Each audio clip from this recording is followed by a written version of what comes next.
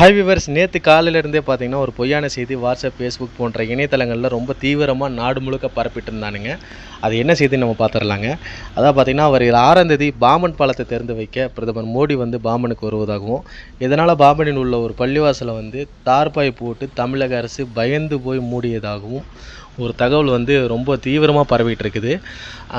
எனக்கே என்னடா இது இப்படிலாம் நடக்குமா? அதாவது உத்தரப்பிரதேசத்தில் மூடி இருந்தாங்க தெரியுங்களா, அந்த ஹோலி அப்போது அந்த மாதிரி பிரச்சனை எங்கேயும் கொண்டு வந்துட்டானுங்களாட்டுக்கு அப்படின்னு நினச்சேன். கடைசியில் நம்ம பேட்டி டிவி நண்பர்கள் சம்மந்தப்பட்ட பள்ளிவாசலுடைய முத்தவழிக்கு தொடர்பு கொண்டு பேசியிருக்கிறாங்க. அப்போ பார்த்தீங்கன்னா அவர் சொன்ன பதில் என்னன்னு தெரியுங்களா? நீங்களே கேளுங்க மக்களே. நாங்கள் பேட்டி டிவியிலேருந்து பேசுகிறோம் ஜி.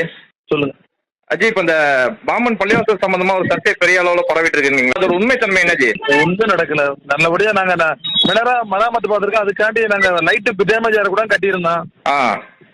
அதை அவங்களுக்கு முன்னாடி ஒரு 2 மணி நேரம் இந்த இதுன்றதுல வேற மாதிரி கிளப்பி போயிட்டாங்க.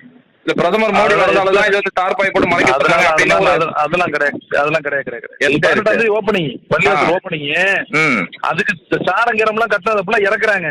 சரி, அது லைட்டிங் பண்ணதுல லைட்டிங்ல உடச்சக்கூடாது தார்பாய் வச்சு. ஆடியோ நீங்களே கேட்டிருப்பீங்கன்னு நினைக்கிற மக்களே. இதுதான் அங்கே நடந்தது. நம்ம மக்கள் பார்த்தீங்கன்னா ஒரு விஷயத்தை பெருசு பண்ணி அதை விட்டுறலாம் அப்படின்னு தான் நினைப்பாங்க. அதுக்கு தான் நாகரணி பாப்பே ஒரு பாடலில் சொல்லியிருப்பார் இந்த வதியை. அதாவது பார்த்தீங்கன்னா, வையகமும் எங்கும் அமைதி இல்லை, தீய வன்முறையால் மக்கள் படுந்தொல்லை அப்படின்னு அந்த பாடல் இதுக்கு ரொம்பவே சூப்பராக செட் ஆகுது. ராசித் என்ற நண்பர் பேட்டி டிவி சம்மந்தப்பட்ட வீடியோவுக்கு ஒரு தகவல் ஒன்று சொல்லியிருந்தாருங்க. அதாவது பார்த்தீங்கன்னா, அந்த பள்ளிவாசல் சுமார் 720 ஆண்டுகள் பழமையானதும், அதை ஒரு மலேசியா தொழிலதிபர் டத்தோ பைசல் கான் என்பவர் 70 லட்ச ரூபா செலவில் புதுப்பிக்கப்பட்டு வருகிற 18/4/2025 மறுதிறப்பு விழா பண்ணலாம் அப்படின்னு சொல்லி எல்லாம் ரெடியாக வச்சுருந்தாங்க.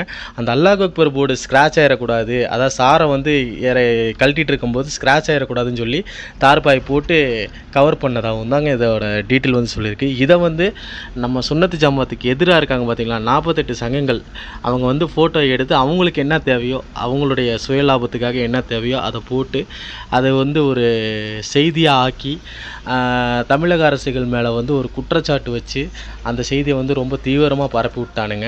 இதை எங்களை போல் யூடியூபர்கள் எடுத்து சொல்ல வேண்டியதாக இருக்குது மக்கள்கிட்ட. எல்லோரும் சப்போர்ட் பண்ணுங்கள். நன்றி.